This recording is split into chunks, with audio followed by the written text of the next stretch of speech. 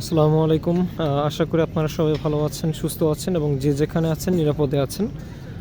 আপনারা ইতিমধ্যে সবাই অবগত আছেন, মাওলানা মিজানুর রহমান আজহারীর আসছে 25 তারিখের যে মাহফিল সেটা অনুষ্ঠিত হতে যাচ্ছে পটুয়াখালীতে।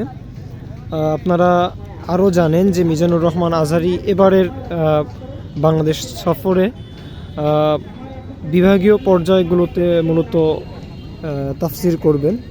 সেই বিভাগীয় পর্যায়ের তাফসিল মাহফিলের মধ্যে পটুয়াখালীতে তার বরিশাল বিভাগের যে বিভাগীয় প্রোগ্রাম সেটা পটুয়াখালীতে পড়েছে। আমরা দেখতে পাচ্ছি প্রোগ্রামে বাকি আছে আর সামনের একদিন এবং 25 তারিখ মাহফিল। তো এই 25 তারিখের মাহফিলকে কেন্দ্র করে এখানে বর্তমান যে সিচুয়েশন,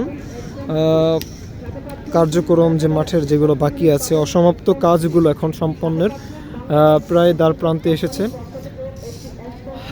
এখানে উন্নত মানের সাউন্ড সিস্টেম, পাশাপাশি স্টেজের যে উচ্চতা এবং স্টেজ টোটাল আর যে জিনিসগুলো আছে মোটামুটি সব জিনিসগুলো উন্নত মানের প্রসেসিং সিস্টেম এখানে ইউজ করা হয়েছে।